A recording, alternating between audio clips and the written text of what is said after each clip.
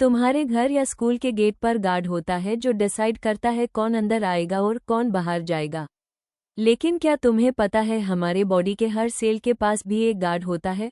Imagine करो तुम्हारी body billions छोटी छोटी फैक्ट्री से बनी है और हर फैक्ट्री के गेट पर एक इंटेलिजेंट सिक्योरिटी सिस्टम है जिसे कहते हैं मेम्ब्रेन।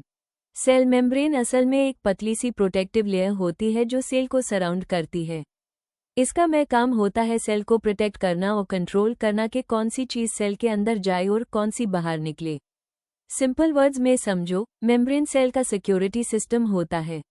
यह सिंपल सा अंडा हमें बायोलॉजी का एक बहुत इंपॉर्टेंट सीक्रेट सिखाता है। इसके अंदर एक स्पेशल मेम्ब्रेन होती है जो डिसाइड करती है क्या अंदर जाएगा और क्या नहीं।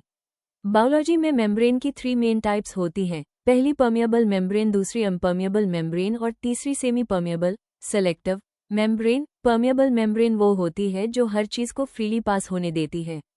मतलब पानी हो, साल्ट हो या कोई और मॉलिक्यूल, सब आसानी से अंदर और बाहर जा सकते हैं।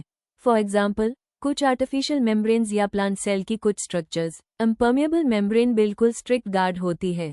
ये किसी भी सबस्टेंस को अंदर या बाहर नहीं जाने देती, मतलब कोई एंट्री नहीं। ये ज्यादातर आर्टिफिशियल सिस्टम्स में मिलती है। सेमी परमिएबल सेलेक्टिव मेम्ब्रेन, ये सबसे इंपॉर्टेंट टाइप है। सेमी परमिएबल मेम्ब्रेन सिर्फ कुछ सेलेक्टेड सब्सटेंसेस को ही पास होने देती है। इसको ऐसे समझो जैसे स्कूल का गेट, स्टूडेंट्स को एंट्री मिलती है लेकिन स्ट्रेंजर्स को नहीं। हमारी सेल मेम्ब्रेन भी सेमी परमिएबल होती है जो ऑक्सीजन और न्यूट्रिएंट्स को अंदर आने देती है और वेस्ट को बाहर निकल देती है। इस मेम्ब्रेन का एक बहुत इंपॉर्टेंट काम होता है ऑस्मोसिस और डिफ्यूजन को कंट्रोल करना। ऑस्मोसिस में पानी मेम्ब्रेन के थ्रू मूव करता है, कम सॉल्यूट से ज्यादा सॉल्यूट की तरफ। और डिफ्यूजन क्या होता है, जब मॉलिक्यूल्स हाई कॉन्सेंट्रेशन से लो कॉन्सेंट्रेशन की तरफ मूव करें।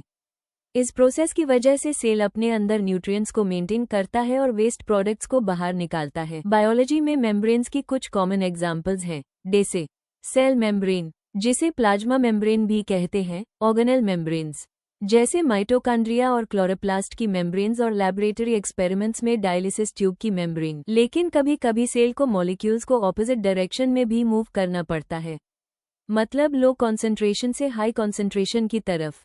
इस प्रोसेस को कहते हैं एक्टिव ट्रांसपोर्ट। इसमें मेम्ब्रेन के अंदर स्पेशल प्रोटीन्स होते हैं जो एनर्जी एटीपी को इस्तेमाल करके मॉलिक्यूल्स को मूव करते हैं। तो याद रखो, मेम्ब्रेन सिर्फ प्रोटेक्शन नहीं देती बल्कि सेल के अंदर और बाहर हर मूवमेंट को कंट्रोल भी करती है।